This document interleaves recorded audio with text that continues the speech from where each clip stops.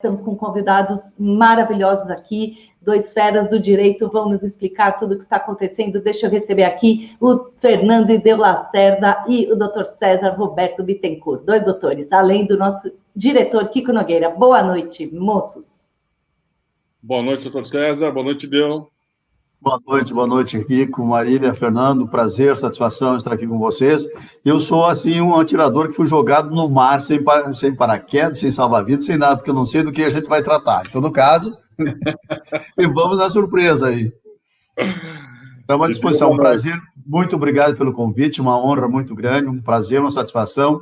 Vocês são feras, eu tenho acompanhado por aí, é muito bom assistir, inclusive aquela live lá com o Aragão. Foi excelente, né, para verificar. Então, vamos, digamos assim, fazer um teste para concurso. Estou sendo examinado oralmente.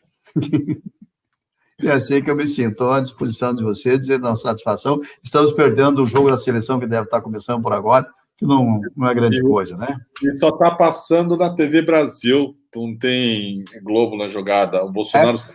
Será que a TV Brasil conseguiu? Conseguiu, estava passando aqui a TV Brasil, é isso? Está passando lá, Adulto Ney. Brasil e Peru, é isso? Acho que não vai fazer falta. Não, eu prefiro torcer pelo meu Internacional, que joga mais.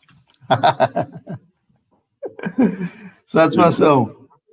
E deu boa noite. Boa noite. Se tivéssemos num concurso aqui, quem seria o nosso professor? Seria o professor César Roberto Bittencourt.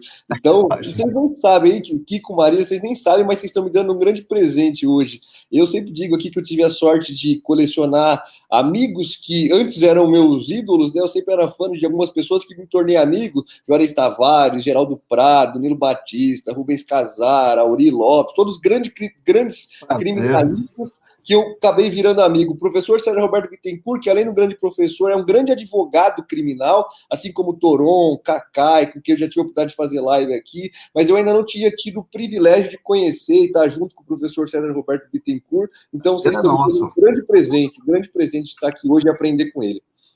Muito bem. Bom, meus amigos, o assunto hoje, a questão hoje, aí que está premente, né, que está pegando fogo no debate público, é essa história do André do Rep. Nós já abordamos aqui, mas isso teve uma escalada. Como se sabe, o ministro Marco Aurélio Mello soltou esse traficante, esse homem do PCC, um traficante internacional, com base no tal do artigo 316 do Código Penal. Eu vou falar aqui por cima, mas os especialistas são os convidados, tá? Eu vou mediar um debate, colocar dúvidas e colocar o que eu acho que está faltando se conversar e o que eu acho que está no fim dessa celeuma que está se fazendo, se fabricando até em torno dessa história do André do Rep. Amanhã vai a plenário a decisão do Fux, cassando, por sua vez, a decisão do Marco Aurélio Mello. Tem uma matéria interessante na Folha de São Paulo, dizendo que a maioria dos ministros entende que a corte deve manter a decisão do Fux, né, a prisão do André de Oliveira Macedo André do Rep, líder do PCC. Integrantes do tribunal, no entanto, temem que uma decisão nesse sentido dê poderes inéditos ao presidente do Supremo, o Luiz Fux. Caso referende o despacho do Fux de suspender o habeas corpus concedido pelo ministro Marco Aurélio, o plenário poderá criar um precedente que autorize o chefe do tribunal a revogar despachos de colegas. André do Rep deixou o presídio de presidente Venceslau na manhã de sábado. Desde a decisão do Fux, na noite do mesmo dia, a polícia não sabe para onde ele foi. Ele falou que ia para o Guarujá, pegou um avião particular e foi na direção do Paraguai. Como o presidente controla a pauta do Supremo, o Fux passaria a ter competência para rever entendimento de outro ministro acumulado ao poder de decidir o momento de submeter o caso ao plenário, tornando-se uma espécie de superministro. Não teria mais o que o Gilmar chamou, acho que, de paridade, enfim, né? Uma saída para evitar esse cenário seria manter a decisão de Fux, mas deixar encaminhar uma mudança no regimento interno que torne a revisão de despachos individuais pelo plenário virtual, automática e obrigatória. Essa alternativa, porém, também enfrenta resistências, porque reduziria os poderes dos próprios ministros, que não poderiam mais conceder liminares decisões provisórias sem prazo para levá-las à análise do conjunto da Corte. Para revogar a decisão do Marco Aurélio, o Fux julgou procedente uma ação da PGR. A Procuradoria entrou no STF com uma suspensão de liminar, tipo processual, que vai direto para o gabinete da presidência. Bom, o que está acontecendo agora? Só para a gente abrir essa nossa live aqui. A Globo está o dia inteiro em campanha contra o Marco Aurélio Mello, está usando muito o Major Olímpio. Escrevi sobre isso. O Major Olímpio virou uma figura onipresente na Globo News, uma coisa impressionante. Ele tem aquele jeito de tira dele, aquela voz cava, um sujeito que tem, enfim, a qualificação de um delegado de polícia baixo, assim, e pontuando sobre a necessidade de prender os corruptos, etc. Agora está se discutindo já a prisão em segunda instância, e o que, para mim, está no fundo dessa equação, dessa discussão toda. Superpoderes para o Fux significa superpoderes para a Lava Jato, para a bancada lavajatista, uma tentativa de ressuscitar o Moro e também de ressuscitar a própria Lava Jato. Eu queria abrir por aí, doutor César, se você puder começar essa discussão. Afinal, o Marco Aurélio Mello errou, o Fux errou. Como é que a gente se coloca no meio dessa questão, desse debate que está tomando o país, está pegando fogo e que tem uma agenda paralela que vai ficando cada vez menos oculta? Mais uma vez, obrigado pela sua presença, doutor César, um dos maiores juristas do Brasil, gaúcho, colorado, né? Se o senhor quiser, manda bala, por favor, professor, e mais uma vez, bem-vindo aqui à nossa live. Obrigado. Eu digo que tenho dois times, o Internacional e qualquer outro que jogar com o Grêmio. O meu também. Enfim, satisfação. Nós estamos com um problemão aí, né? E eu acho que a questão não é nem no Marco Aurélio, nem seria nem no Fux. Na realidade, começa um pouco antes. Lei é lei e é para ser cumprida. Lá no artigo 316 diz que a prisão preventiva deve ser reformulada, revisada, a expressão, em 90 dias, pela autoridade emitente. Aqui nós temos um problema, quando você fala a revisão da autoridade emitente do decreto de prisão, que é o seguinte: o juiz decreta a prisão, tem recurso, depois sobe para os tribunais, sobe para o segundo grau, terceiro grau, etc. Aí o juiz não tem mais a presença do processo. Presença física hoje não existe mais. Como ela é virtual, ele não deixa de ter acesso. Mas, de qualquer sorte, quando sai do juiz ali, que vai para o tribunal, a competência passa a ser do tribunal. Conversando, ouvindo, na verdade, até uns dias atrás, um mês atrás, mais ou menos, o ministro Sebastião do STJ, ele disse, não, meus também comentaram, da sexta turma, diz, eu acho que a partir do momento que saiu do juiz, que subiu ao tribunal, competente para revisar ou reforçar essa prisão preventiva, passa a ser do tribunal. E eu acho que é uma interpretação muito razoável. Não tem por que ficar lá o juiz preso, já subiram aos tribunais. Então, a questão é que não foi feito, nem pelo juiz e nem pelo tribunal. E a lei está aí para ser cumprida. Não pode ser cumprida só aquelas contra o cidadão. Não se pode escolher quais as leis que devem ser cumpridas. Então, na verdade, falhou o Poder Judiciário. Seja o juiz de primeiro grau, seja o tribunal, né? Tribunal Regional, Tribunal Superior, Tribunal de Justiça, o que se quiser. Falhou o Poder Judiciário. Nessa circunstância, tem uma lei prevendo e as prisões preventivas no país começaram a perder de vista. Era para ser 84 dias, se passou a falar em 100 dias, depois se perdeu o tempo. Hoje tem prisões preventivas, prisões cautelares, de qualquer ordem, de 6, 7 anos, eles dizem não há excesso de prazo. Então, é o problema que o Judiciário também pede para perder prestígio. Precisa ter um mínimo de responsabilidade, um mínimo de critérios limitadores desses excessos. Então, o que acontece? Todo mundo conhece o ministro Marco Aurélio, que ele é autêntico. Ele é garantista. Mas, se ele verificar que o cidadão tem direito, ele dá. E dane-se o mundo. E ele diz a expressão: enquanto eu vestir essa toga, pode cair o teto em cima de mim. Eu não vou mudar. Meus princípios, meus conceitos estão aqui. Para mim, o processo não tem capa. Mas, então, perdão, não faltou sensibilidade para o Marco Aurélio Mello aí? Pode ter faltado, sim. Pode ter faltado, mas é da natureza dele enfrentar a questão. A questão posta pelo habeas corpus está correta. Falhou o judiciário lá. E eu não posso ficar cheio de milímetros para examinar o direito do cidadão. Então, foi uma situação bastante difícil. E ele deu porque ele dá para qualquer um. Ele não olha se o cidadão é baixo, se é grande, se é preto, se é violento, se não é violento, se tem direito, não tem direito. Tem a previsão legal? Eu concedo. É isso que ele faz. Sempre foi. Pois bem, então, essa é uma questão jurídica. É um juiz conhecido, um ministro conhecido das suas teses. E ele não foge disso. Ele é previsível. Tem previsão legal? Leva. Não tem, não leva.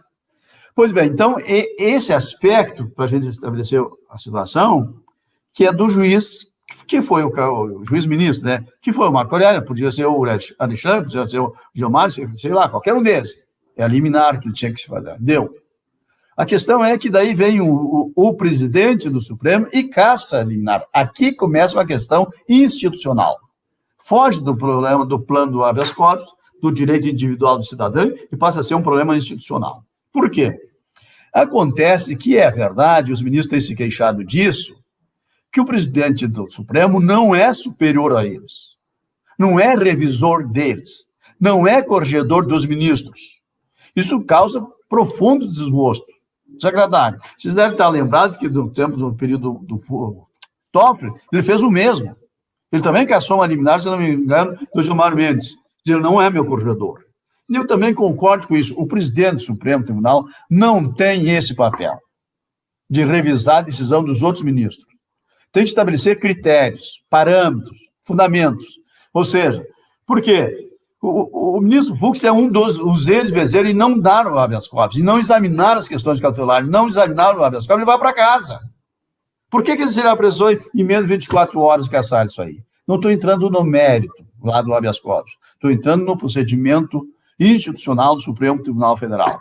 Então, para todos, para a garantia de todos, é importante que o Supremo delibere e diz: o presidente não é corregedor geral, não tem o direito de caçar liminar de quem quer que seja. Encaminha para a turma, faz para outro. Mas, enfim, esse é um problema que eu estou falando daqui para frente, que é preciso examinar. Por quê?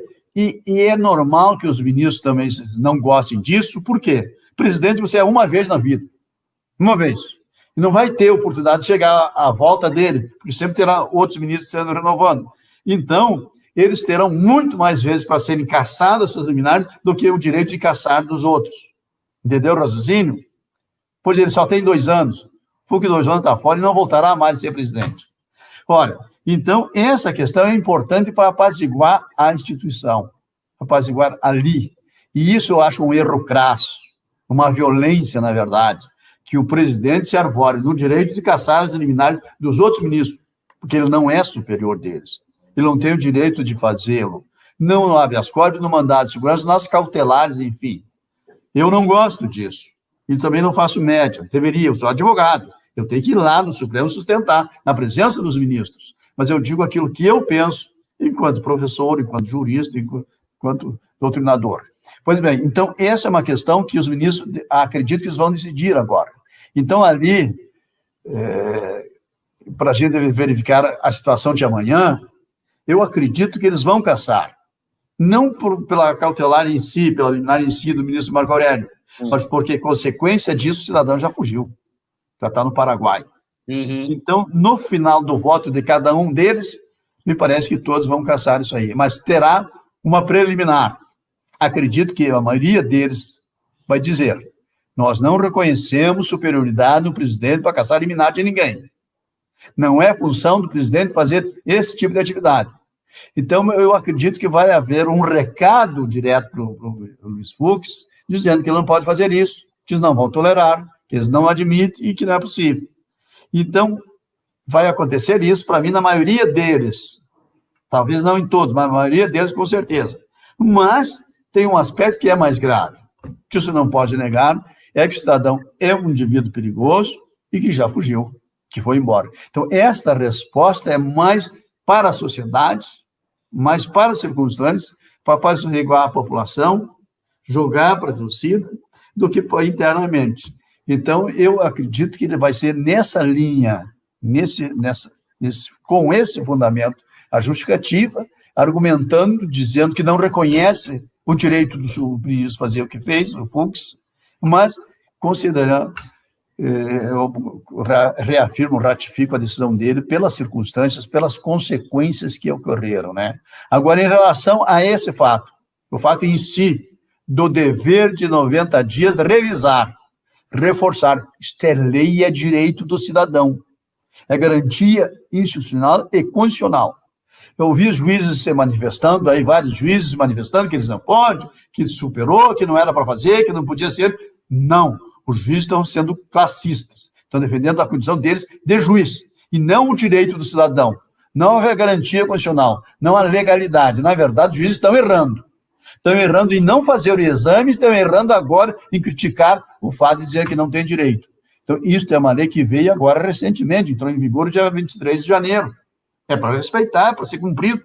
Acontece que o Brasil está desrespeitando as garantias fundamentais, tornou sem tempo para cumprimento de prisão preventiva, que é um absurdo. Nós, no ano passado, tínhamos 84 dias, depois passou para 100, depois não tem mais tempo. Teve aí negado agora esses dias, 6 anos preso. Isso é um julgamento. Então, esse limite é preciso ser colocado. É um debate interessante, é importante. Eu acredito que também é uma questão muito séria dentro do próprio Supremo Tribunal Federal. Não que lá tenha anjinhos que sejam amiguinhos. Ninguém é amigo de ninguém. E também não precisa ser amigo de ninguém. Tem que ser independente. Cada um tem que ter seu critério e julgar. Agora, na minha opinião, vai acontecer nesse sentido, nessa linha, que eu acho que é bem razoável também. Perfeito. E Deus, suas considerações sobre essa história? Rapaz, primeiro dizer da honra de ter o professor César Roberto Bittencourt aqui com a gente, né, Kiko? Eu recomendo aos meus alunos da graduação estudarem pela obra do professor César Roberto Bittencourt, que tem o melhor curso de direito penal já escrito aqui no nosso país. Então, privilégio ouvir uma voz tão lúcida e qualificada quanto o professor César Roberto Bittencourt. Aqui eu tenho muito pouco com o que contribuir, né? Só queria ressaltar 2 pontos aqui que eu acho importante a gente ter em mente, né, ter em conta para analisar a repercussão disso tudo. O primeiro é como nós, né, sociedade brasileira, naturalizamos a violação de direitos da pessoa presa. Para o preso, a lei não vale. Costumo sempre falar para meus alunos, a lei vale para colocar o cara dentro da cadeia. Então o cara furtou um shampoo, furtou uma galinha, a lei vale rigorosamente para essas pessoas. Agora, quando essa pessoa entra do portão da cadeia para dentro, a lei não vale mais para ela.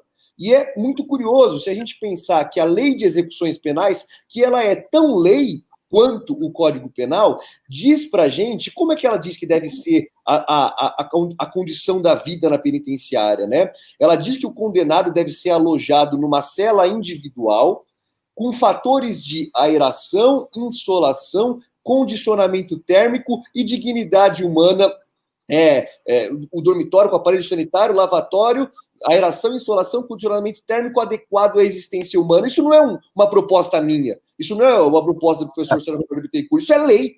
É lei. É a lei de execuções penais. E por que a lei vale quando bota o cara lá dentro e não vale da porta para dentro? Né? Da porta para fora para jogar ele lá dentro, vale. Lá dentro não vale a lei. E ninguém se choca com isso. E ninguém sequer reivindica isso. Fala, não, mas não dá, veja, o Estado não tem dinheiro, não é bem assim. Tem dinheiro para pagar salário o orçamento do judiciário está sempre lá. Agora, o orçamento para botar chuveiro quente para o preso com tuberculose não tem. A defensoria ganha, o tribunal vai lá e suspende a decisão aqui em São Paulo. Então, acho que esse é o primeiro ponto. A gente começar a entender que a lei vale para todo mundo, bicho. A lei vale pro cara que foi vítima do crime, pleitear o direito dele, vale para o Estado cobrar o tributo e vale para o preso enquanto ele está sob a tutela do Estado. É lei. A lei vale para todo mundo. E tendo isso em conta, a gente precisa entender de uma vez por todas, né, que existem dois tipos de prisão no ordenamento jurídico brasileiro. A prisão como pena e a prisão durante o processo. A prisão como pena, ela só pode ser aplicada depois de uma decisão transitada em julgado, depois que esgotam os recursos e a condenação se torna definitiva. Isso é prisão-pena. Isso é prisão-pena. Beleza. Existe uma outra forma de prisão, que é a prisão cautelar. E aí não sou eu falando, não é o professor César Roberto Bittencourt, é o que diz o nosso ordenamento jurídico. Ele diz o quê? Que a prisão preventiva, que é uma das modalidades a mais recorrente, né, da prisão cautelar, a prisão preventiva, ela deve ser excepcionalíssima. Antes do juiz decretar a prisão preventiva, ele deve avaliar as medidas cautelares pessoais. Ele deve avaliar, não sou eu que estou falando, está na lei, está no Código de Processo Penal. Ele deve avaliar se não é o caso de comparecimento periódico em juízo, até tornozeleira eletrônica. Primeiro ele tem que ver se não é o caso dessas. Depois, ele, se for o caso, ele aplica a prisão preventiva. Então, desculpa te interromper, mas só para a gente falar do caso concreto aqui, porque esse caso realmente eu entendo, e você está fazendo defesa brilhante, do ponto de vista técnico. Mas é um homem, esse André do Rap, que é um criminoso internacional traficante ligado ao PCC, tá? E aí eu volto a pergunto para você o que eu perguntei para o doutor César. Não faltou simancol do Marco Aurélio Mello? Não faltou, na hora dele fazer a leitura fria da lei, ele tentar interpretar, vamos dizer, o contexto, o flux, onde é que ele estava, como é que isso ia ser usado, porque está sendo usado exatamente para tirar da cova o Moro. O Moro não sai da Globo, está agora no Jornal Nacional. Está falando que tem que ser revogada essa lei 316, está tudo errado, tem que prender na segunda instância. Não faltou. E aí eu pergunto, entendo, do ponto de vista técnico, mas não caberia ao ministro Marco Aurélio Mello ter olhado o que poderia despertar a partir de uma decisão dessa? Vou chegar lá. Prometo ser rapidinho para a gente ouvir quem interessa mesmo, que é o professor César Roberto Bittencourt. Mas veja só, tu estava dizendo tudo isso para mostrar que a prisão preventiva ela é excepcionalíssima, né? Excepcionalíssima. Mas então, justamente por conta disso, ela deve ser analisada sobre o aspecto material. Então, se o sujeito é uma ameaça à ordem pública, à ordem econômica, à aplicação da lei penal ou à instrução penal, em suma, se ele tem risco de fuga, se ele ameaça a testemunha ou se ele tem risco de reincidência. É basicamente isso. Mas não só. Tem o conteúdo material, mas tem o conteúdo procedimental. E um desses requisitos a partir desse ano, né, que, a partir da reforma do artigo 316 do Código de Processo Penal, que essa prisão seja avaliada a cada 90 dias. Isso não é um privilégio, isso não é um benefício. O Estado está mantendo uma pessoa sem condenação presa. O mínimo que se deve fazer é reavaliar isso periodicamente. Ponto. Tem uma situação em tese narrada. Caso concreto. E aí, eu acho que o ministro Marco Aurélio, ele é um ministro de extrema coragem, e não acho que ele tenha que ter simancol, eu não acho que ele tenha que ter bom senso. Por quê? Porque isso é fruto de um populismo penal judicial que a gente vive, em que os ministros do Supremo Tribunal Federal se tornaram agentes políticos. E eles não são agentes políticos. Eles são vozes contra-majoritárias. O ministro Marco Aurélio foi o único cara que acertou em toda essa bagunça. Ele e o Congresso, quando aprovou a lei, porque a lei está correta. Tem que ser reavaliada a cada 90 dias, sim, porque é uma prisão preventiva. E tudo mais, poderia ser até limitada a 90 dias, porque o Estado tem o dever de julgar a pessoa rápida. Não foi. Alguns países, como o professor Roberto Bittencourt pode falar muito melhor que eu, tem um limite máximo. Né? 90 dias é um limite máximo, não pode prorrogar. No Brasil, não está falando isso, está falando simplesmente que o juiz tem que analisar de novo, velho. É só analisar de novo. Não precisa, né? Não é um grande absurdo que se exija isso. Então, o legislador foi correto e o ministro Marco Aurélio, de todos os agentes do sistema de justiça, foi o único que acertou. O único. Por quê? Porque se o André do Rap é perigoso, está solto, a culpa dele estar solto é do juiz da primeira instância ou do tribunal que não revisaram essa prisão e é do promotor que não pediu para revisar. Ele viu, né? É dever de ofício do juiz revisar. Se o promotor não viu, ele é culpado também, ele responde, ele é responsável por isso. Não o ministro Marco Aurélio, que acertadamente colocou o sujeito em liberdade. Por que acertadamente? Porque é o que diz a lei. E ele já fez isso mais de 80 vezes. Mais de 80 casos, desde o começo do ano, ele está fazendo isso. Por quê? Porque ele é corajoso. E para ele não importa se é o André do Rap, se é o Zé da Esquina, se é enfim, não importa, né? E eu acho que isso foi um ato de coragem dele. Pode ser que ele esteja jogando a merda no ventilador mesmo, não exclui, ele está prestes a se aposentar e quis denunciar, porque o ministro Marco Aurélio é muito autêntico, né? Quis denunciar esse populismo que tornou os holofotes, que trouxe os holofotes para dentro do Supremo Tribunal Federal, que eles devem agora agir como agentes políticos. A gente não pode cobrar que o ministro haja como agente político, porque ele não é agente político. Mas eu queria só fazer essa ponderação inicial aqui e ouvir o professor Sérgio Roberto Bittencourt, que é o grande especialista no tema. Tá. Só para deixar claro, eu não estou dizendo que o Marco Aurélio Mello foi, enfim, irresponsável nem nada, mas não acho que foi corajoso. Acho que há um limite entre a coragem e a inconsequência. E eu acho que, nesse caso, a gente está colhendo os frutos de uma decisão que poderia ter sido, de alguma maneira, negociada. E acho que isso está se encaminhando para uma tentativa aí, né, é o que eu tenho visto agora muito na mídia, de se colocar em pauta, repito aqui, a prisão em segunda instância, o punitivismo, e, vamos dizer, a figura do Fux como um possível super-ministro. Doutor César, como é que o senhor está vendo um pouco mais sobre o Fux? O Bolsonaro foi lá pedir a bênção a ele. Foi um encontro fora da agenda, mas que o Bolsonaro fez questão de deixar isso público, e elogiou a decisão sobre o André do Rap. O Fux está com... Estou fazendo uma especulação. Com algum tipo de bronca por não ter sido consultado no caso do novo ministro Cássio Nunes Marques. É uma tentativa dele de mostrar serviço? Como é que o senhor está enxergando essa situação? Olha, não são coisas diferentes. Em primeiro lugar, eu acho que o presidente não tem que estar batendo na porta do tribunal toda hora, não. O presidente tem que ser o chefe do poder, fica na dele. Tem ritual, tem que respeitar as hipóteses, sem formalidades, tem que respeitar. Não pode chegar lá com um bando de gente lá e entrar, como fez lá com o Toffoli, como fez agora com isso. Tem ritual, tem que cumprir o ritual, tem que cumprir o livrinho. Marca audiência, marca o dia, marca o horário, marca tema para fazer. Vê se o ministro chega lá no gabinete deles estão sendo recebido. Não é. Não pode simplificar as coisas assim, senão perde o respeito.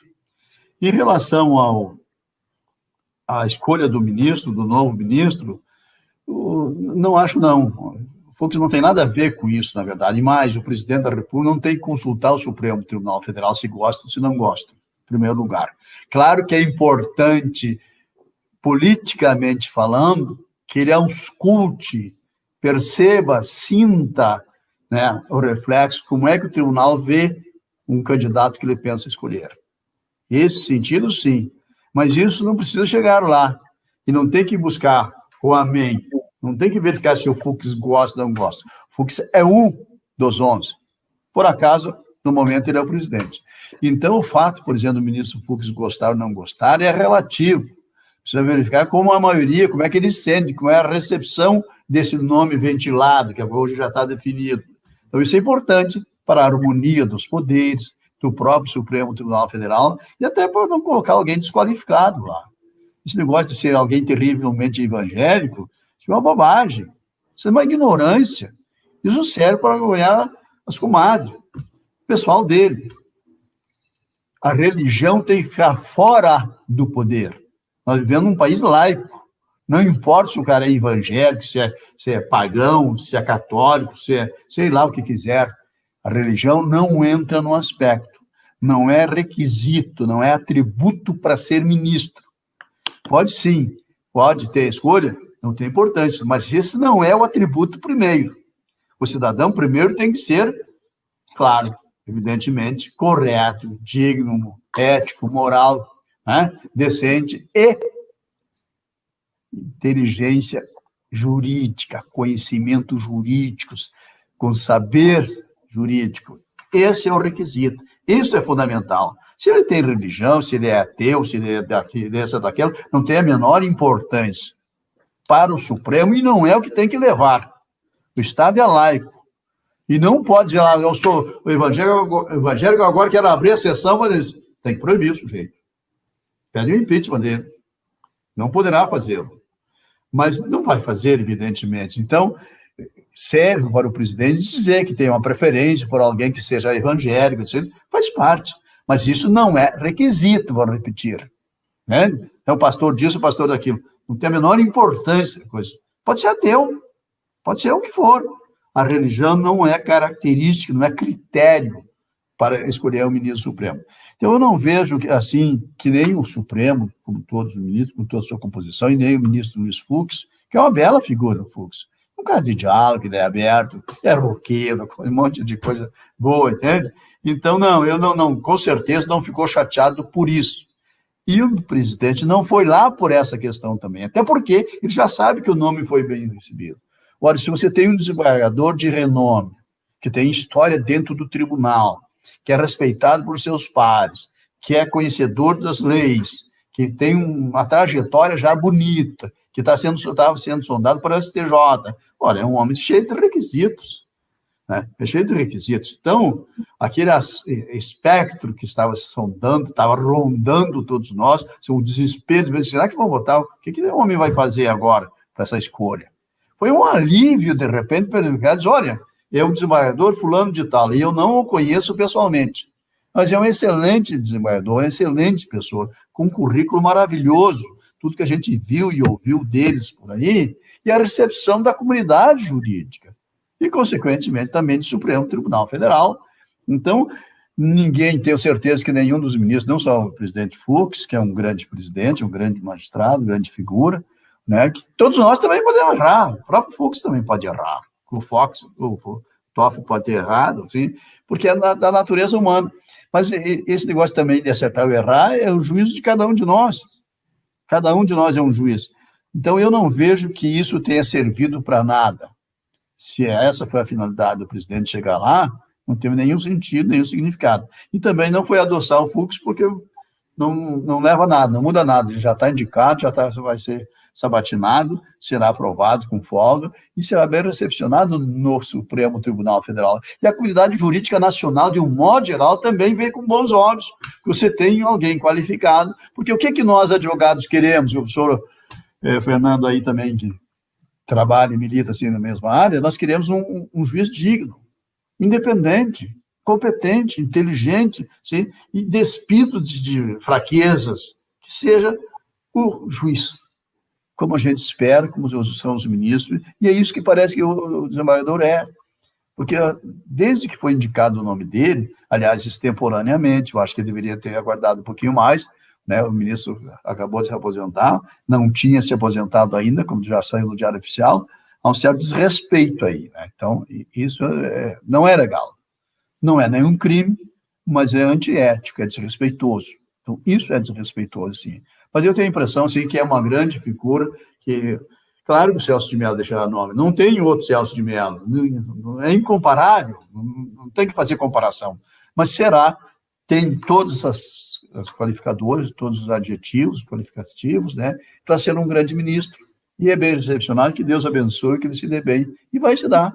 A expectativa é muito boa, porque ele tem currículo, tem história, tem nome, tem caráter, tem tudo para ser um grande ministro, né? Então, que Deus o abençoe. Muito bem. Deus o abençoe, independentemente de ser terrivelmente evangélico ou não, né, doutor César? Independentemente, para nós não faz a menor diferença se ele é evangélico, se ele é protestante, se ele é ateu, se ele é católico, sei lá. Não faz diferença. A religião não entra nisso. Tem que ficar bem claro, não é religião. Né? Então, é diferente. Os critérios para escolher o ministro é outro. É outro. Pode até o chefe da nação considerar esse critério, mas ele não pode ignorar o critério fundamental, que é a sabedoria jurídica, que é o conhecimento da lei. Perfeito. 1-0 Peru, vai Peru, tá? Só para quem quiser. 1-1 agora. O Davi já? A mídia já está fazendo um terrorismo em torno dessa história. O jornal Metrópolis deu uma matéria dizendo que cerca de 231 mil presos podem ser beneficiados com a soltura do André do Rep. Mentira, bobagem, ignorância. É verdade isso, e doutor César, ou já é aquele mesmo terrorismo que fizeram com relação à decisão da prisão após trânsito julgado em segunda instância. É um terrorismo sem vergonha, desonesto, desleal, criminoso até. É bandidagem pura. Você não tem que fazer isso, não é verdade, nunca foi. Tem critérios, tem nome. Agora, essa mídia miserável desse cidadão que você falou, o nome, eu não quero repetir também, não ouvi direito, não me importa, eu não tenho medo de ninguém também. Veja o seguinte, é descriterioso, é desonestidade, é desrespeito com o próprio Poder Judiciário. Agora, com aqueles 400 mil presos provisórios que estão lá empilhados, esses miseráveis não fazem nada, não comentam. Por que não falam? Por que não diz, como disse o professor antes, né? Nós temos gente empilhada, nós temos mais de 900 mil presos, tem mais de 400 mil presos provisórios, tem gente com 6, 7 anos lá sem julgamento nenhum.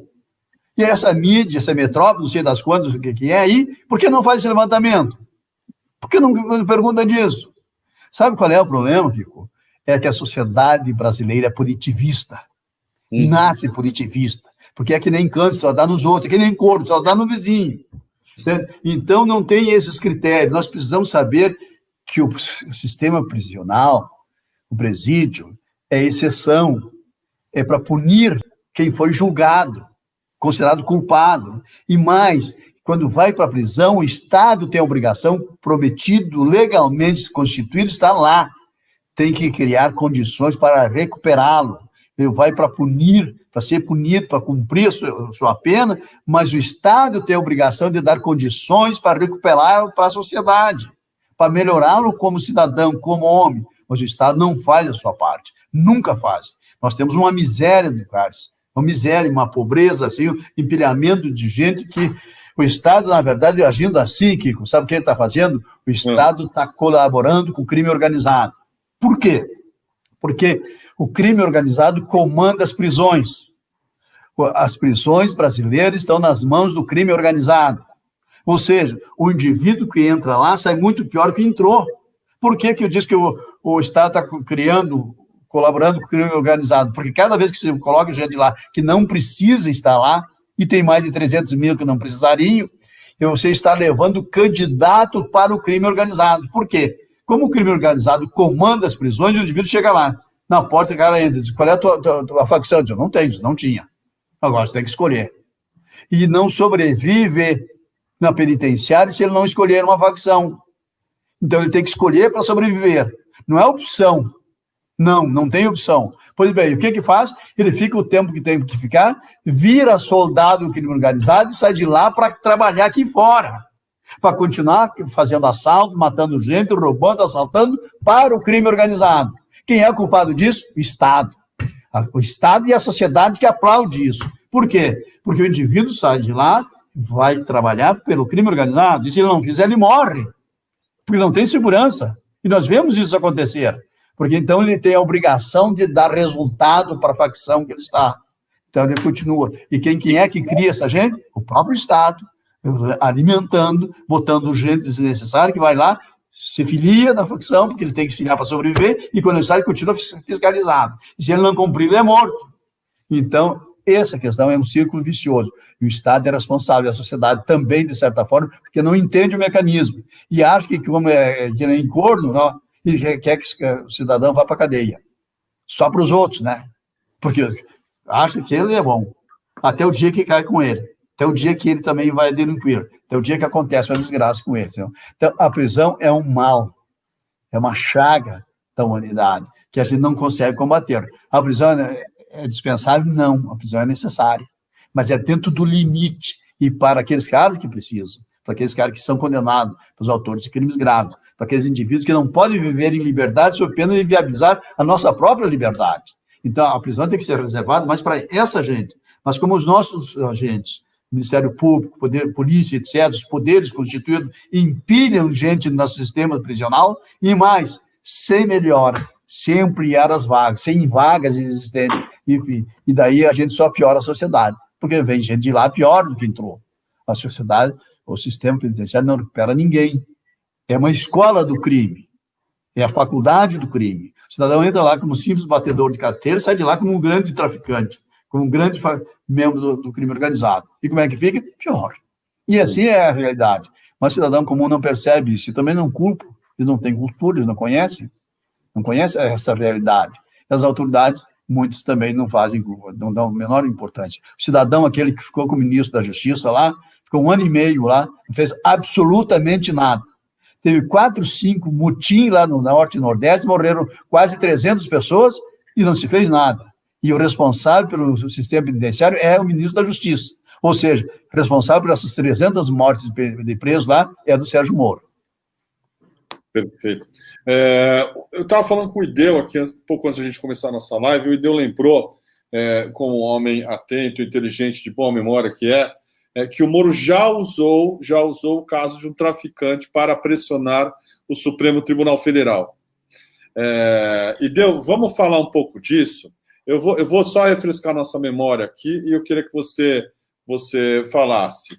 Mas foi em 18 de maio de 2014, quando o Theory, eu estou lendo uma matéria do DCM, tá? A gente deu essa história aí, que foi como o Moro emparedou o Theory. O Theory, analisando um pedido de habeas corpus feito pela defesa do Paulo Roberto Costa. Estava lá, primeiro o professor fala e depois pega para mim, que eu estava lá quando o Moro fez isso. Estava lá no gabinete do Theory. Tá, assinou um mandato em que se mostra convencido de que a Lava Jato era uma operação ilegal. Pela decisão que Theory tomou em 2014, constata-se que o processo deveria ter saído das mãos de Moro em 2006, quando as interceptações mostraram que havia um deputado federal, José Janene, envolvido na suposta prática de crime. O destino natural previsto em lei era o Supremo Tribunal Federal, o único tribunal competente para julgar autoridades com prerrogativa de foro. Entretanto, Sérgio Moro não só reteve a investigação, como, analisando suas decisões posteriores, passa a omitir o inquérito do Ministério Público Federal, quando ainda não era representado por Deltan Dallagnol e sua equipe. Alegando sempre urgência, Moro autoriza todas as quebras de sigilo solicitadas pela Polícia Federal, já comandada pelo Igor Romário de Paula, que depois virou coordenador da Lava Jato. O juiz toma suas decisões sem ouvir a procuradora que atuava em Curitiba. Algumas vezes, da ciência posterior, e em pelo menos um caso, não atende às determinações do Ministério Público Federal. Urgência é uma investigação que só teria as primeiras prisões e denúncias 8 anos depois. Theory tentou acabar com esse abuso em sua decisão de 18 de maio de 2014, ao determinar que a Lava Jato fosse enviada para o Supremo e os presos pela operação fossem colocados em liberdade. Pela decisão do Theory, não seria o fim da Lava Jato, mas a investigação seria destinada ao que, pela lei, é definido como juízo natural dos casos. É esse princípio que pede a justiça de se tornar instrumento de perseguição. Moro soltou Paulo Roberto e, ao mesmo tempo, a imprensa teve acesso a um ofício que mandou de volta a Theory Zavascki. No texto, vejam só, Moro pergunta se Theory quer mesmo que solte todos os presos, pois, alertava o juiz de Curitiba, entre eles estava o traficante Reni Pereira da Silva, que também lavava dinheiro com o Youssef. A Veja Online publicou a reportagem com o título STF manda soltar acusado de tráfico internacional de drogas. A repercussão foi enorme. No dia seguinte, o Jornal Nacional da Rede Globo noticiou que o Theory voltou atrás. O ministro do Supremo Tribunal Federal, Theory Zavascki, voltou atrás e decidiu manter na cadeia 11 presos da Operação Lava Jato, disse Patrícia Poeta na abertura do noticiário da TV Globo. E me conta se você vê semelhança nesse caso, por favor, depois o Dr. César, se puder comentar, já que é testemunha ocular da história, por favor. Ideu está mutado. Marília mutou. Agora, o professor César, ele é mais que testemunha ocular. Ele foi alvo de medidas ilegais do Sérgio Moro lá em 2013 e tal. Então é importante. Meu sonho é fazer uma live aqui com você, eu e o professor César, para a gente debater a verdade sobre a Lava Jato. Eu não conheço a verdade vivida, né? Eu pesquisei, fiz a minha tese de doutorado sobre o processo penal de inserção, então eu vi lá do comecinho a história do Janene, eu peguei na mão, eu vi como o Moro manipulou a história do Janene para pegar e tal. Mas o professor César Roberto Bittencourt viveu isso como advogado, então ele tem uma memória absolutamente indispensável para a gente compreender isso. E eu vou deixar ele falar aqui, eu acho que ele tem que falar sobre isso, ele é muito mais, tem a história viva aí para comprovar, mas o que eu quero deixar pontuado é como o populismo penal, como esse sentimento punitivista, ele é manipulado para favorecer uma narrativa de quem está no poder, ou de quem quer chegar lá no poder,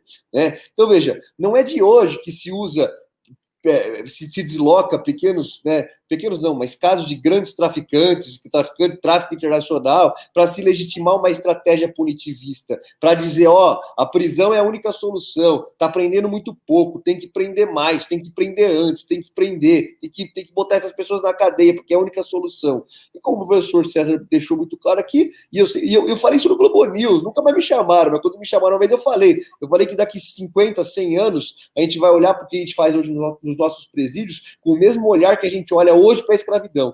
Com o mesmo sentimento de incompreensão, de falar como que a gente tratava o ser humano como lixo, e não é nem lógico fazer isso. Veja, como a gente fala, a escravidão não é lógica, tem que dar salário pro cara. A gente vai olhar e vai falar, a prisão não é lógica, porque a gente bota o nosso filho na faculdade e o filho do pobre excluído na cadeia, e a cadeia não dura para sempre, não é prisão perpétua nem pena de morte, ele sempre vai voltar, e vai voltar pior. Então, assim, mas só para deixar pontuado, né, como essa narrativa hegemônica sempre pegou, e eu lembrei desse caso do Moro, porque foi um caso muito gritante, né? Ele fez exatamente isso, pegou um sujeito ali, um caso, manipulou aí um discurso, a decisão do STF vai soltar traficantes, justamente porque ele queria pegar o poder ali para botar mais pessoas na cadeia, botar quem ele queria na cadeia. Então, isso é rotina, Kiko. Essa manipulação do poder penal, né? Esse discurso de que agora o direito penal vai valer para todos, o arbítrio vai valer para todos, isso é sempre uma falácia, porque eu aprendi com o professor César Roberto Bittencourt que o direito penal ele é sempre inevitavelmente seletivo. Então, quanto mais a gente legitimar estratégias punitivas, quanto mais a gente alimentar esse monstro que se torna esse mito do discurso de jogar as pessoas na cadeia, mais a gente vai aumentar o poder de quem controla, de quem desempenha as estratégias reais do poder penal. Agora, professor, por que o Theory cedeu? Ele não poderia ter perguntado. E o senhor estava lá, conta um pouquinho para a gente, mas é muito parecido. Veja o que aconteceu. O primeiro sujeito solto da Lava Jato foi o Paulo Roberto Costa. Eu e o Fernando Fernandes, doutor, um advogado lá do Rio, éramos advogados do Paulo Roberto Costa. Juntos. Eu não tinha procuração nos autos, porque combinação com o Fernando, que já tinha, disse, não, fica você, e a gente trabalha junto. Por quê? Você pode ter outros clientes, etc. Daí nós entramos com habeas corpus para o Fernando, para o Paulo Roberto. Eu estive 2 vezes no gabinete falando com o ministro Theory. Na terceira vez que eu fiz, o Fernando estava junto, com o Theory, quando convencemos que ele desse a liminar para o Paulo Roberto Costa. Ele deu a liminar. Chegou. E ele chegou no gabinete, um dia, veio uma tosse aqui, chegou no gabinete às 10 horas, entregou, e ao meio-dia nós, advogados, chegamos e recebemos. Em seguida, nessa altura, quando nós recebemos ao meio-dia, já tinha ido na Folha de São Paulo, na Rádio São Paulo, que o Theory tinha dado o habeas corpus, a liminar. No dia seguinte, eu fui lá falar com ele de César. Como é que pode? Eu cheguei aqui às 10 horas. O senhor chegou às 10 horas. Que horas saiu a notícia? 10h16. Diz que hora o senhor entregou para a secretaria? Entreguei para a secretaria. E para quem mais? E para o Moro. Que hora o senhor recebeu os advogados que davam coisas? São meio-dia. Então, às 10 horas, 10h16, 10h15, só tinha 2 fontes que receberam o negócio. A sua secretaria e o Moro. Como é que às 10h16 a Folha já tinha essa informação? Foi o Moro. Então, o que aconteceu? O Moro pressionou o ministro, deu essa mensagem que ele ia soltar todo mundo, sei que ele ia soltar todo mundo, que ia ficar no coisa. E o Theory ficou com medo, recuou, ficou com medo disso.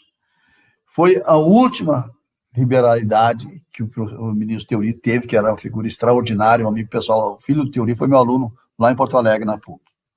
Bem, daí falando com ele, César, você tem razão. Digo, claro, se só o senhor tinha, só tinha 2 fontes, o senhor entregou para a secretaria e o Moro ficou sabendo, os advogados chegaram meio-dia aqui, nós não sabíamos disso.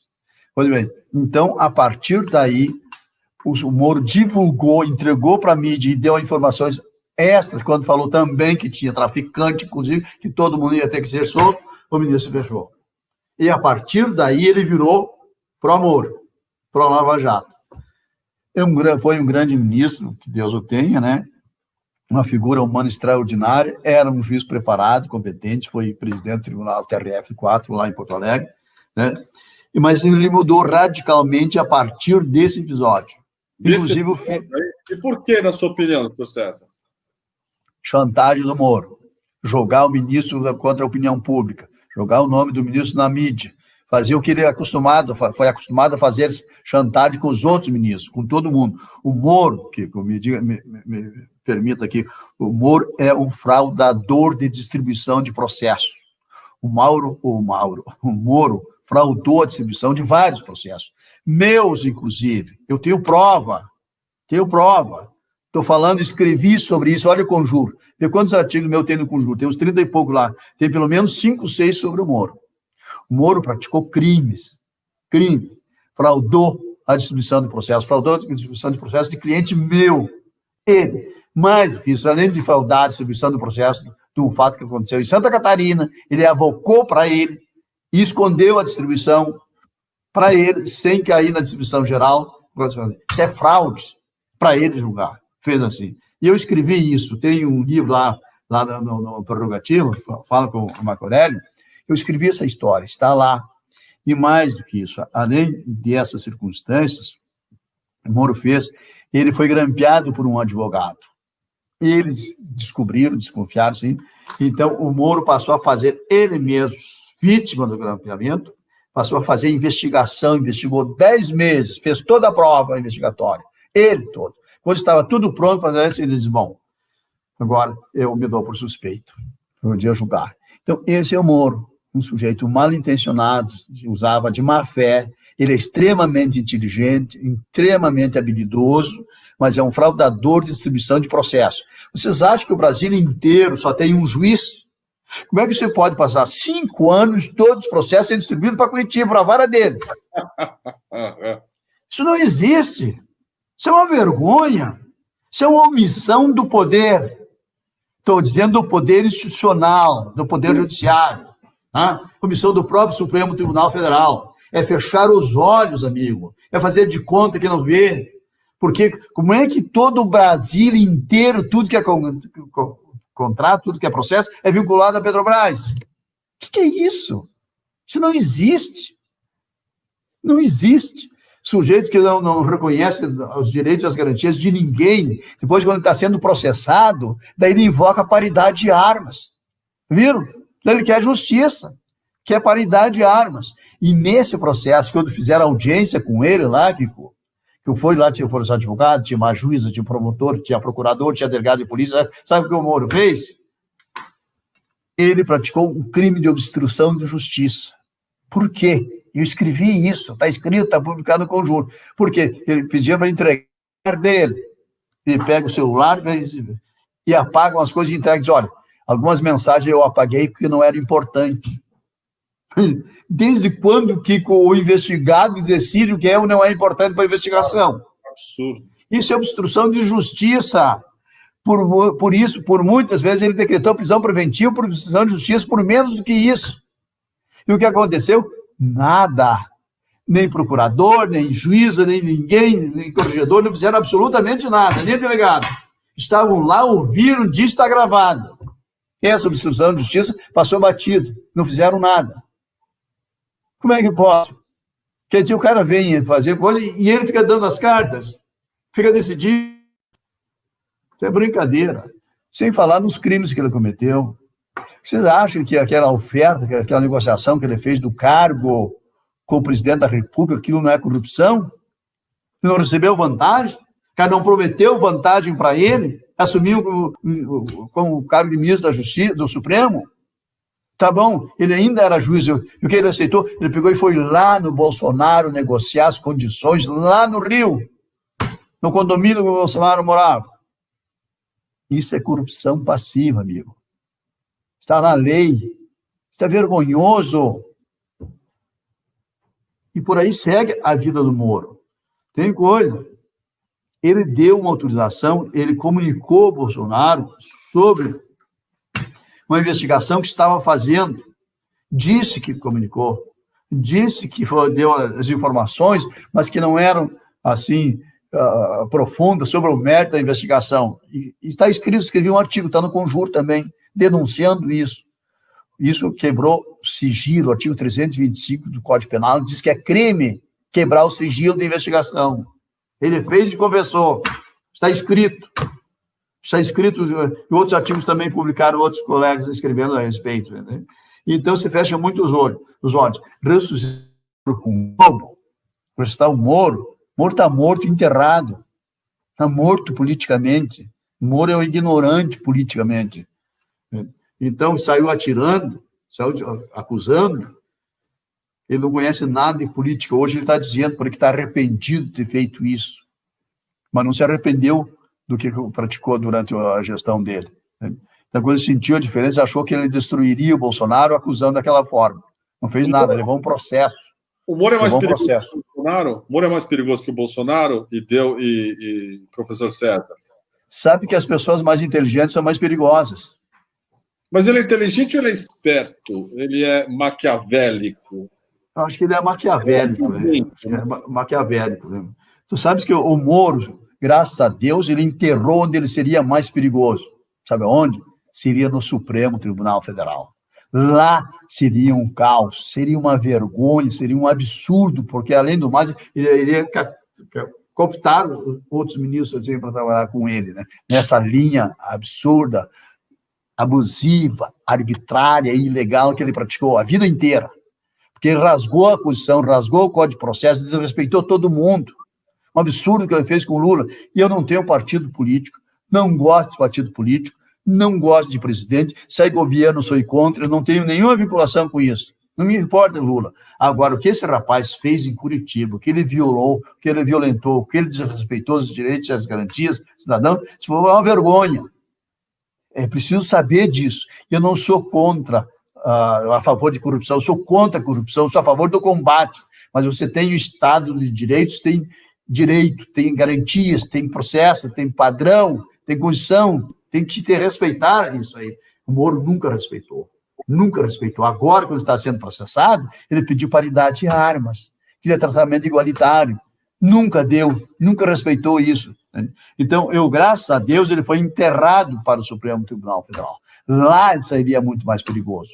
Agora, política, ser presidente, ser presidente não fará tanto mal quanto ele faria se tivesse a possibilidade de ir para o Supremo Tribunal Federal.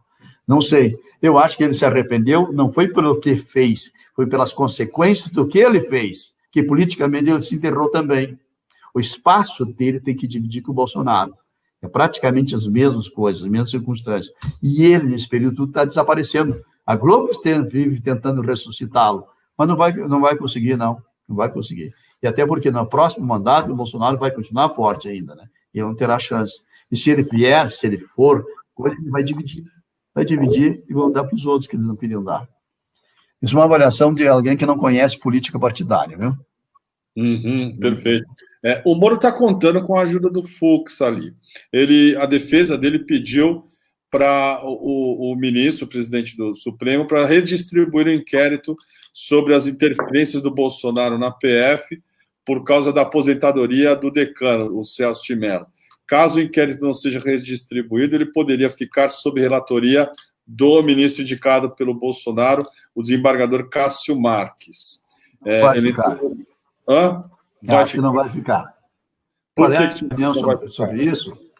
Veja o seguinte, nas carreiras jurídicas, carreiras públicas, carreiras tipo Ministério Público, tipo Judiciário, enfim, delegado de polícia, então quando abre uma vaga, porque se aposenta, porque morreu, porque foi enxotado, como o caso do Moro saiu, esta vaga, antes de ser preenchida, ele tem que abrir primeiro para os outros e ver que tem a preferência para pedir deslocamento, para pedir para assumir essa vaga.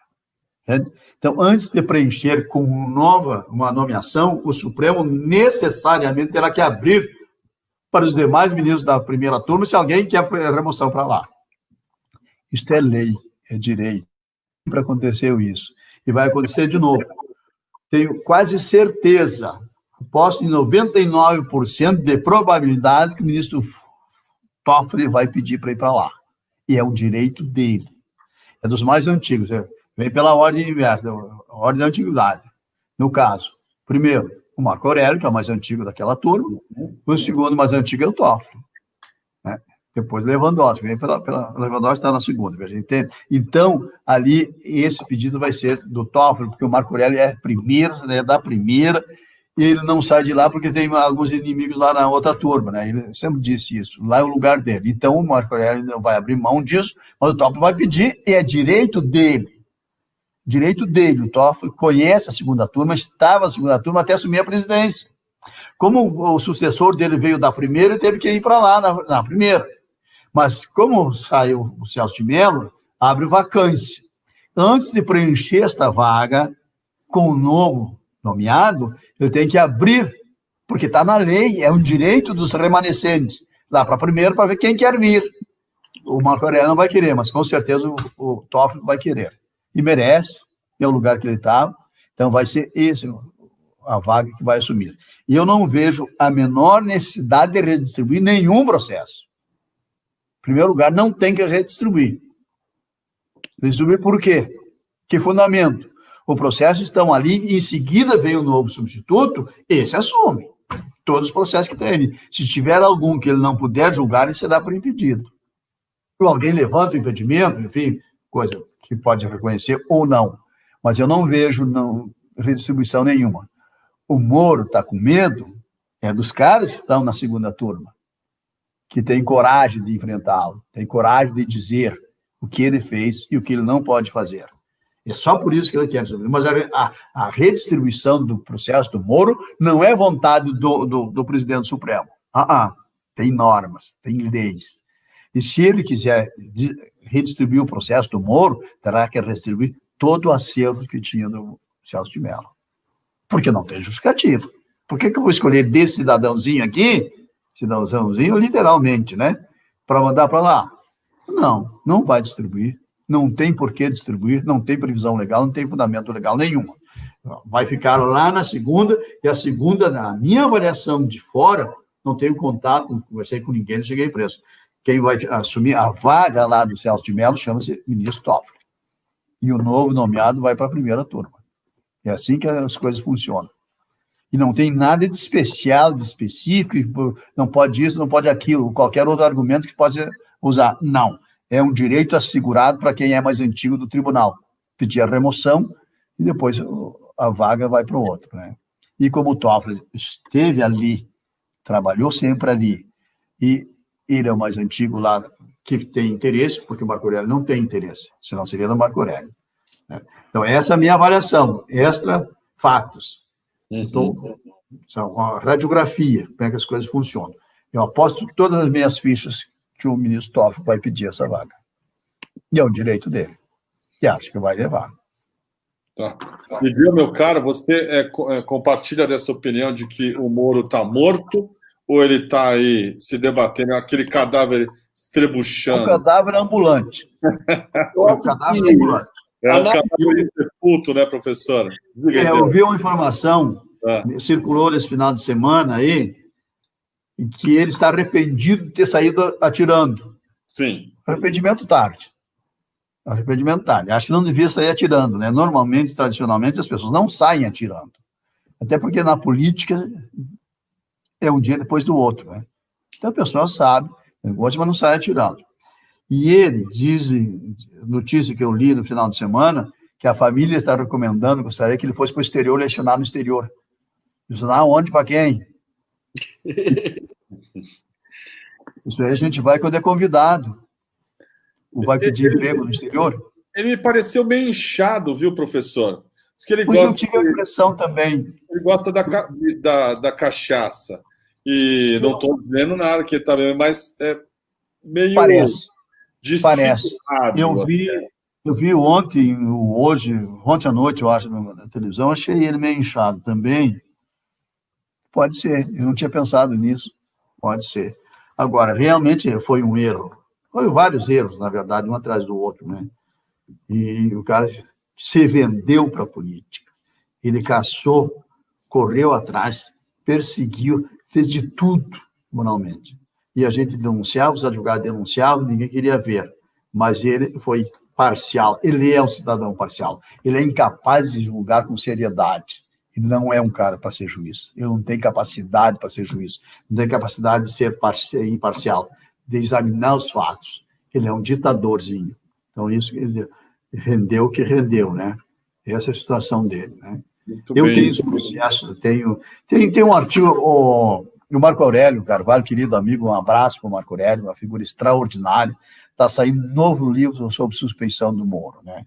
Mais um? Do Prerrogativa ou seu, professor? É do Prerrogativa, lá do Marco Aurélio, então está saindo o segundo volume, né? E eu tenho também um artigo ali, dizendo narrando esses fatos, porque esse cidadão mandou verificar, acompanhar, monitorar o meu voo como advogado e outro colega de Porto Alegre, que a gente tinha audiência em Porto Alegre, lá em Curitiba, a gente vinha de Porto Alegre, e o cliente vinha de Foz do Iguaçu. Então, o Moro, para sacanear, ele intimou, tinha audiência marcada por ele, sabia que o cliente vinha de Foz do Iguaçu para Curitiba, que nós dois advogados viríamos de Porto Alegre para Curitiba. Ali.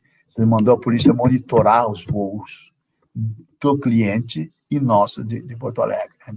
Então, uma safadeza imensa. Sabe por que ele fez isso? Porque o que aconteceu? Ele foi grampeado, falei antes, por um advogado, né? Grampo.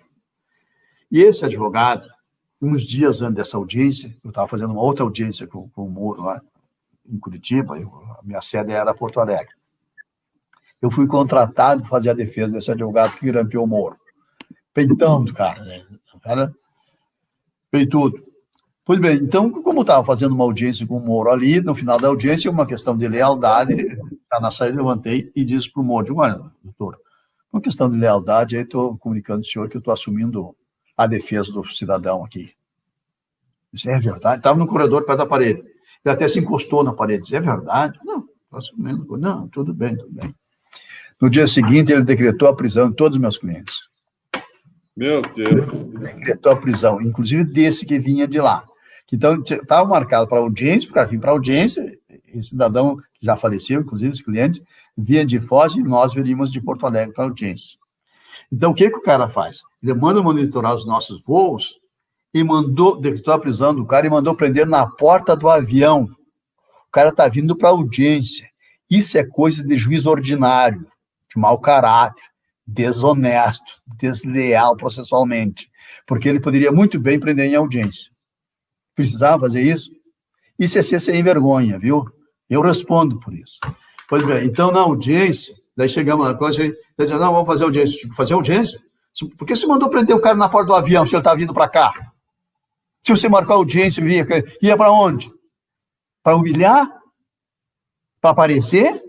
Para constranger? Não, agora já está aqui fazer audiência. Não vou fazer audiência com nenhuma. Não vou fazer audiência. O cliente não tem condição psicológica. Não vou fazer audiência nenhuma. E não fiz audiência. Não fiz audiência. Isso foi o diálogo que eu tive com ele lá. Então, aí, a gente tem o desafeto dele. E daí, naquele processo lá do Coteuri, eu era advogado do doutor Fernando Fernandes, que eu mando um abraço, um advogado lá do Rio de Janeiro, eram junto. E eu estava com ele, conversei com o Teori 3 vezes, e ele deu a liminar na terceira vez que eu estava examinando, lá para o Paulo Roberto Costa. E 10 horas que ele chegou no Supremo, estou repetindo, 10h15, estava saindo na Folha de São Paulo. E quem é que ficou sabendo ali? Só o ministro, a secretaria dele e o Sérgio Moro. Então, quem é o dedo duro? O mesmo. Né? Então, olha, eu convido se o pessoal quiser para ler esse livro da Prerrogativas, lá que está Dallagnol e Moro, onde tem uns 30 artigos, e eu conto essa história desse grão, né? E o que foi que ele fez também desse monitoramento da fraude na distribuição do processo, de um caso que aconteceu em Santa Catarina. Ele mandou, requisitou, trouxe para lá e despachou.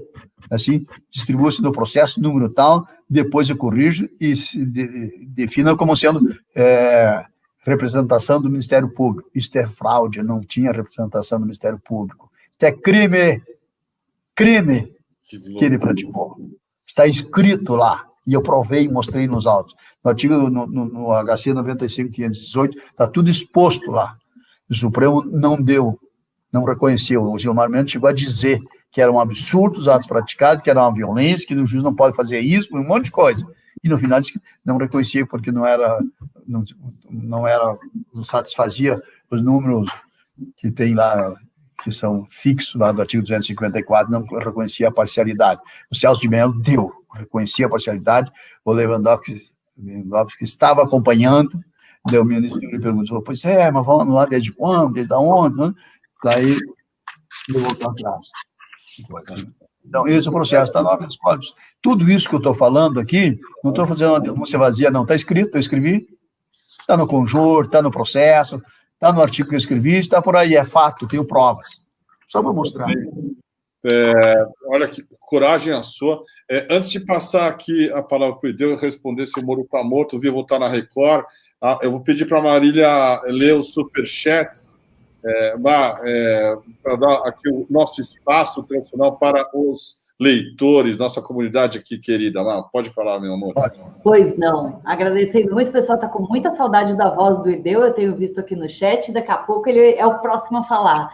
Marluce Maria Silva tinha mandado a perinha tímida para a gente, obrigada. Ricardo da Silva, nome do promotor que não pediu a renovação da prisão. Fica a dica desse carinha aí, o André, né? Ana Salgueiro Oliveira mandou aqui o cachorrinho falando como vai hoje. Adriano Carvalho, estudos são contribuições, gente. Muito obrigada. Mandem superchat, mandem super sticker, tornem-se membros. Adriano Carvalho, Kiko, Marco Aurélio não poderia renovar a prisão sem pedido motivado do MP. Ao contrário, o censo é dever dele revogar a prisão ilegal, mesmo sem pedido. Marilena Queiroz, e o encontro Bolsonaro-Fux fora da agenda e sem testemunhas? Pode? Ricardo da Silva, Kiko, devemos repudiar o ativismo judicial. Ele gera subjetivismo e arbitrariedade. Professores, o contínuo desrespeito da Constituição Federal e do regimento dos STFs seriam razão de afastamento? Rogério Anitabliana, um recado importante aqui para mim. Pessoal que assiste o canal dele deve estar por dentro. Quem não assiste, vai lá assistir. Rogério Anitablian, ele fala: DCM, ajude a divulgar nossos vídeos sobre Karabá. Os armênios estão em risco em relação à situação. Os turcos querem novo genocídio. Priscila Presoto fala: a volta do marreco. O Bruno Maricato mandou uma contribuição sem mensagem. Ricardo da Silva, especulando, quais as possibilidades desse barraco ser armado? Procuradores ou juízes lavajatistas não poderiam ter agido para criar esse imbróglio? Eu não me surpreenderia. Cadu Lacerda, enquanto isso, na TVBR, a Avan patrocina as placas. Ana Maria Beringuel Nascimento, Moro é perigoso, brasileiro tem memória curta. Kátia de Almeida Carvalho, parabéns, DCM, arrasando nas lives, todas maravilhosas. Recomendo mesmo, hoje a live da manhã, do meio-dia e das 5 da tarde foram todas muito incríveis. Depois, quem não viu, assiste.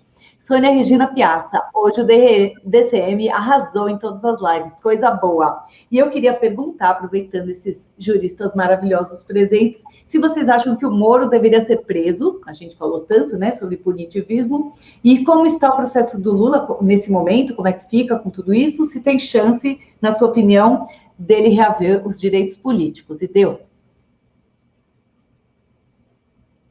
Então, para quem ficou com saudade da minha mãe, eu estava aqui só aprendendo com o professor César. É um grande prazer estar aqui. Acho que vocês presenciaram. Eu anunciei que seria uma aula mesmo, e foi mesmo, né? direito e de vida prática, da advocacia, né? César Roberto Bittencourt é um grande craque do direito penal brasileiro. E eu, a título de conclusão, respondendo primeiro ao Kiko, acho que o Moro pode ter morrido politicamente, porque ele é um político inepto, né? Ele é um político sem nenhum brilho, muito pelo contrário, né? A passagem dele pelo governo foi assim, apagada e sem qualquer contribuição, mesmo para o eleitorado que ele poderia cativar, né? Não fez absolutamente nada. O legado dele foi tal pacote anticrime que ele está criticando agora o artigo 316 que passou nesse pacote, né? Então, é insignificante. Só que a gente tem que lutar para que o morismo aí no judiciário não sobreviva e não seja ressuscitado pelo Fux agora, né? A gente não pode. Porque isso significa, o que eu quero dizer com isso, né? Esse punitivismo, né? Esse discurso de que a prisão leva a alguma coisa, a gente precisa prender o traficante porque ele é muito perigoso. Perigoso para quem, velho? Percebe? Assim, é que a gente internaliza isso e fala, não, realmente a gente precisa prender porque ele é muito perigoso. Que diferença faz para mim na minha vida o André do Rap tá preso ou tá solto, bicho? Se não é ele que tá lá no comando, é outro cara, velho. Você percebe? Essa estrutura do PCC, se ele é o cabeça do PCC, se tem outro cabeça do PCC, não importa se ele tá solto ou não, os caras comandam de lá de dentro, bicho. Então, assim, é uma falácia, é uma idiotice, é uma idiotização que a gente vive com esse discurso da prisão. É uma idiotização. Eu vejo aqui no grupo do WhatsApp os tiozão, o Marco Aurélio é o criminoso, tem que prender porque o traficante é muito perigoso, a gente não pode sair na rua porque o traficante é perigoso. Sabe o que é perigoso, Kiko? O que é perigoso mesmo, assim? Perigoso é uma pessoa no Brasil ter 100 bilhões de reais. Isso que é perigoso. Isso que é perigoso, é isso que alimenta essa. Porque isso é uma extrema desigualdade, né, que torna as coisas insustentáveis. Você tem uma pessoa que tem 100 bilhões de reais numa cidade, é um negócio que isso é perigoso, é contra isso. Só que isso jamais vai ser pauta, né? Essa extrema concentração da riqueza na mão de um e a extrema amontoação das pessoas na cadeia na outra ponta, ninguém vai fazer esse vínculo, ninguém vai fazer esse nexo, ninguém vai, isso não vai se tornar assunto, isso não vai se tornar pauta. A pauta precisa colocar as pessoas na cadeia. Por quê? Não, porque de um lado você vai trazer mais segurança. Isso é totalmente mentiroso. E de outro lado você vai moralizar a sociedade, porque a gente vai botar os políticos todos na cadeia. E aí eu concordo absolutamente com o professor César Roberto Bittencourt, quando ele disse, corrupção mesmo é do Sérgio Moro, bicho. A gente está aqui proibindo um cara que era o primeiro colocado em todas as pesquisas de se candidatar à presidência da República, de dar entrevista, de se manifestar durante a eleição, por conta de uma merda de um triplex, de uma reforma de uma cozinha num triplex, né? E fala que isso é a grande corrupção do Brasil, e a gente tem na nossa cara um sujeito que era o juiz de direito mais famoso, talvez do mundo, mas do Brasil com certeza, trocando o cargo dele, botando o cara na cadeia, o primeiro colocado, assumindo um cargo no governo, o segundo colocado que foi eleito, a gente não fala nada, a gente naturaliza, fala, são circunstâncias da vida, é normal, né?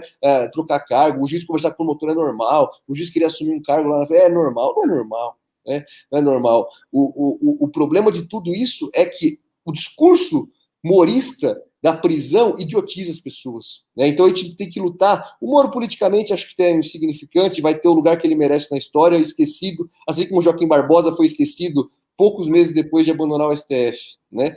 Agora, o morismo aí é que não pode ressuscitar, que não pode sobreviver. A gente não pode pegar esse caso e falar, mas veja, o traficante é super perigoso, tem que ir para cadeia.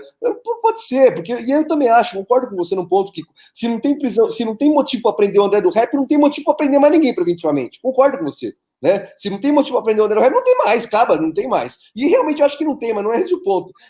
O ponto é que não basta o requisito material, é preciso se observar um procedimento. Por quê? Porque no processo penal a forma é a garantia. Uma outra coisa que eu pedi para o professor César Roberto Bittencourt, a forma no direito processual penal é a garantia. Então a gente não pode violar a forma a pretexto de fazer um suposto bem maior. A gente não pode monitorar o voo do advogado a pretexto de combater a criminalidade. A gente não pode combater, grampear o advogado a pretexto de descobrir um esquema de corrupção. A gente não pode botar um traficante na cadeia porque ele é um super perigo e fazer isso violando a lei penal, a lei processual penal, que diz lá um requisito para a validade da prisão. A prisão é inválida. Não foi o Marco Aurélio que tornou essa prisão inválida. Essa prisão foi inválida por conta da incompetência e da incapacidade das instâncias inferiores. Então, que a gente reconheça mesmo que o Sérgio Moro morreu politicamente, mas que a gente não deixe o humorismo ressuscitar e ganhar vida de novo numa neo-Lava Jato aí, depois de tudo que a gente já viveu, depois de todas as experiências terríveis que a gente viu que o poder penal exacerbado pode proporcionar, que ele é manipulado, que o poder penal é seletivo, que depois de tudo isso a gente não repita os mesmos equívocos novamente. Perfeito. Professor César? Eu vou fazer uma conclusão aqui, uma coisa importante que a gente não falou, que é a respeito. Essa alteração no regimento interno supremo tem um objetivo, Kiko. Um objetivo que a gente não falou. É afastar a Lava Jato lá da segunda turma. Esse é o objetivo. Perfeito. Olha aí. Afastar a Lava Jato da segunda turma, porque lá está 3-2. Ele sabe disso. Então, essa jogada do ministro Fux foi exatamente isto: retirar das turmas e levar para o pleno. Bom, no pleno, a Lava Jato vai voltar a revigorar. Mas daí tem um problema. Nessa própria alteração no regimento, diz assim que, inclusive, os processos em andamento. Isso é uma coisa. Acontece que o processo do Lula já começou o julgamento, não foi? Sim. Tem um voto já dado. Então, esse processo, que já tem um voto, não pode sair. O Zanin disse isso para a gente, professor, que o caso da suspeição do Moro continua com a segunda turma. Então, por quê? Porque o julgamento já começou. Então, o juiz natural iniciou o julgamento, pediu vista, ele pode levar 10 anos. É ali que ele tem que terminar. Mas na emenda, na alteração ali do regimento, que retira a Lava Jato, da segunda turma, e leva para o pleno, porque estava morta ali. A maioria das ações iam perder. E agora, então, mas esse do Lula, que é onde eles queriam chegar, não pode tirar. Isso já começou o julgamento, terá que terminar ali. Vai terminar ali, e o resultado que seja o resultado justo. De qualquer forma, então, essa finalidade foi uma manobra a rigor, uma manobra regimental para afastar, esvaziar a segunda turma, deslocar para o pleno. Lá no pleno vai dar 6-5, sentido contrário, provavelmente. Espero que alguém tenha um negócio que mude, dê o inverso, continue dando 6-5 no prol da defesa. Enfim, quero cumprimentar o Kiko, a Marília, o professor Fernando Lacerda, uma figura extraordinária, um prazer imenso conversar com um amigo, né? Conhecê-lo pessoalmente agora, porque virtual para nós é pessoal, né? Não tem jeito mais de sair de casa, né? Kiko, agradecer a vocês, ao DCM, que é um canal extraordinário. Eu vinha assim, de olhos fechados, né? Porque eu não sabia o que seria tratado, não sabia o que seria o tema. Mas, bom, vou lá passar vergonha, né? Não sei do que eles vão tratar, mas foi um convite tão gentil e tão importante, eu sei da importância de vocês, me coloco à disposição sempre que quiserem, se eu puder contribuir, isso é um prazer, uma honra muito grande, parabéns por essa oportunidade, agradeço a Deus, a todos, peço desculpa a quem não gostou, mas é o meu pensamento, eu sou assim, né, então eu gosto de falar o que eu penso, não tenho partido político, não gosto de partido político, não me interessa se é Lula, se é Bolsonaro, quem é o sujeito, coisa assim, não ligo para essas coisas, se é governo, sou contra. Muitas graças. Muito obrigado. Muito obrigado. Prazer. Tê-lo aqui. Espero que o senhor volte. Vamos repetir essa live. Foi muito bacana. Vou repetir. Se tiver circunstâncias melhores aí com relação à justiça brasileira e ao Supremo. Professor, obrigado, viu? Se Deus quiser. Obrigado a vocês, um prazer, uma satisfação. E os ouvintes que não gostaram, desculpa, mas eu sou assim. Muito obrigado. Valeu, gente. Tem quase 3.000 pessoas na live, não dá para agradar todo mundo. Muito obrigada. 3.000, tá bom, não dá não. Nem Jesus Cristo conseguiu, né? É isso aí. Obrigado, professor. Marília, você vai continuar aí, é isso? Eu vou, ainda tenho superchats aqui, se você puder responder para os leitores, eu agradeço. Se o doutor tiver que sair, não tem problema. Mas se não puder tem problema, estou à disposição, então vamos ficar mais um pouquinho, ó. Chegaram mais alguns superchats depois que eu li aqueles. Parabéns, DCM. Aqui, Senatore, doutor César, ainda há possibilidade de existência de direito penal no Brasil depois do Moro?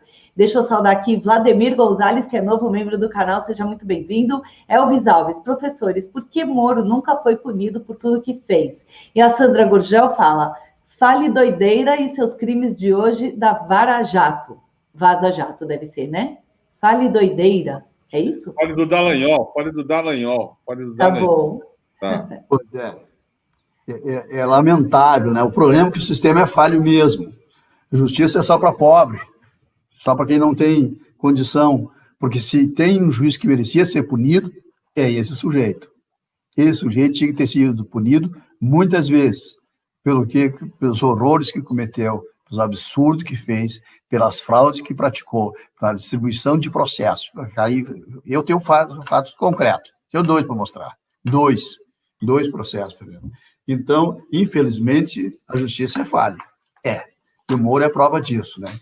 E o cidadão que julgou, ficou julgando quantidade de pessoas sem a menor condição de imparcialidade, sem condição de ser um julgador, efetivamente. Então, foi uma desgraça para a justiça. Veja só para complementar, eu não sou contra a Lava Jato, não, pelo contrário, sou a favor.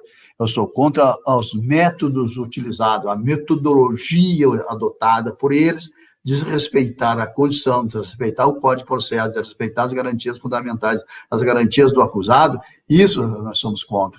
Nós que criticamos esses métodos, não somos contra a Lava Jato, nós somos a favor da Lava Jato, nós somos contra a forma que a Lava Jato se propagou, se perpetuou praticamente, porque se fez muitas injustiças, porque o Estado tem obrigação de assegurar o cumprimento da Constituição, do Código de Processo Penal, da garantia do cidadão, e isso não foi garantido, isso não foi feito. Então tem muitas injustiças, e é uma falácia invocar que foi confirmado pelas instâncias superiores. Não tem, as instâncias superiores não julgam fatos, não julgam provas. O STJ e o Supremo Tribunal Federal não trabalham com prova, só com teses jurídicas, mas que são importantes também. Alguns demoraram para reconhecer, depois a segunda turma começou a reconhecer essas violências, esses absurdos que estão por aí. E é muita coisa, tanto que o cidadão se transformou no que se transformou, né? Quer dizer, se vendeu para o partido político, destruiu a presidente Dilma, na época, abriu todos os fatos que ele tinha, que não eram dele, que não poderia ter feito. Por quê? Porque ele tinha partido. Ele queria ser ministro da Justiça. E foi. Então, essas circunstâncias são assim, são reais. Eu me lembro, parecia a pergunta da colega ali, que eu desconheci. Se poderia haver justiça depois do Moro, foi alguma coisa assim? Sim. Exato. Pois é. Eu espero. Claro que o Moro acabou fazendo escola. Teve muita gente querendo ser um Moro. Aliás, chegou até uma de se intitular de Moro de saia. Arbitrária, prepotente, ignorante, lá do Mato Grosso. E veio e o Congresso devolveu para ela. Foi expulsa, excluída. Ela recebeu a pena que merecia, né? Por quê? Porque essas arbitrariedades não é para ser Moro. O judiciário não é para ser populista. Não é para fazer política partidária. Para fazer acontecer, ganhar popularidade e depois capitalizar isso para concorrer a partido político. Isso é uma violência com a instituição. O Poder Judiciário brasileiro é muito sério, é muito importante para nós. É um poder qualificado, independente. Tem erros? Tem. Todos nós temos. As instituições também eram, né? Mas temos a imensa maioria dos magistrados, dos juízes, são independentes e são imparciais. Então, tem esses monstrinhos que surgem por aí, mas é que nem fogo de palha. Nascem, esquentam e desaparecem. E deu?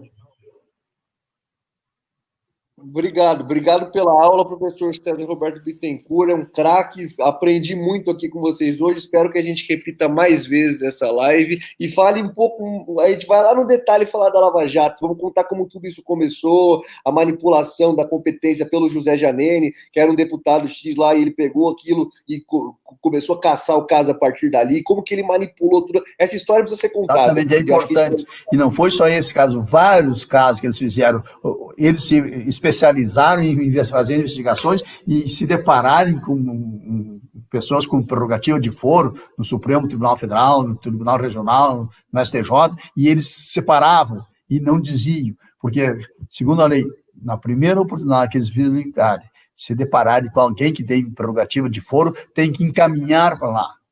Agora, por último, lá no Bretas andou fazendo, até excluiu os nomes, tirou fora, fez toda a investigação e tirou o grupo que era fora e recebeu a denúncia. O Supremo anulou, porque descobriu, verificou. Então, o juiz não tem o direito de fazer isso. O Ministério Público, a Polícia Federal, quando descobrir que tem gente com prerrogativa de foro, tem que encaminhar. E quem faz desmembramento não é o juiz de primeiro grau. Quando se encontra alguém com prerrogativa de foro, se manda para o órgão superior. E este faz o desmembramento se achar necessário. E faz lá.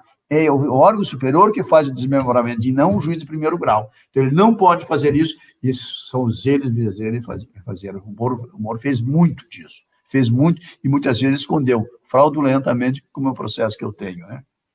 Doutor César, o senhor vê alguma possibilidade do Moro ser preso? Não.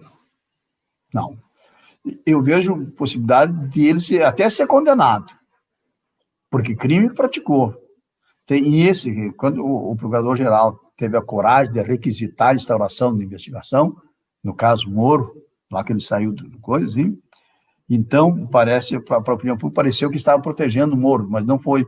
O Demóstenes Torres, que é um ex-senador, mas um ex-procurador de justiça, procurador-geral de Goiás, é um jurista assim, de marca maior, e ele escreveu um artigo, diz o PGR foi com os pés no peito do Moro. E é verdade, porque trouxe ali exatamente, enxergou o que tinha acontecido. E tem ali, não sei se o PGR vai fazer, mas elementos tem, prova tem. Se tivesse sido um pouquinho mais atento, tinham feito mais lá naquela audiência que eu falei, a obstrução de justiça praticada por Moro. Né? Então, tem crime sim. E eu acho que o PGR vai denunciar. Vai denunciar. Pode até ser condenado. Mas mesmo assim, não acho que vai para a prisão, não. Perfeito. Os crimes dele tem alternativas aí. Não que a prisão, como eu sou contra a prisão, não acho que a prisão resolva nada assim. Mas uma condenação ainda pode ser até por uma contravenção, já valeria a pena. A mancha. Perfeito.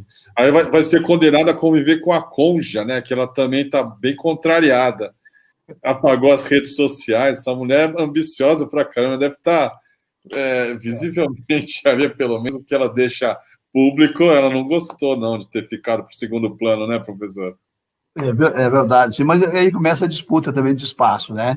Mas tem um detalhe, quando o pessoal começa a afundar, sai gente para todo lado, né? É verdade.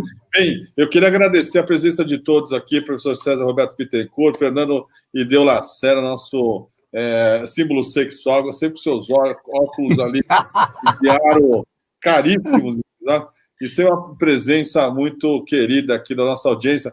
Muito obrigado, meus caros, boa noite para todo mundo. Espero contar com vocês novamente aí, porque o Brasil vai dar muito trabalho para nós aí, especialmente para juristas brilhantes como vocês. Muito obrigado, viu? Obrigado da nossa parte. Estaremos à disposição. Nós recebemos muitos elogios a essa live e o principal foi, está parecendo live do Prerro. Adorei. O Prerro é famoso, né? Nossa, muito a gente bom. Retransmite aqui as lives. Obrigado, mas olha, eu tinha gostado muito, já que eu assisti aquela live com o procurador, Eugênio Aragão, né? Gostei do estilo, gostei da forma de vocês fazerem o trabalho assim, eu acho que é um negócio muito interessante. Muito obrigado. Muito obrigado. Deus abençoe. Tchau, tchau. Obrigada, boa noite.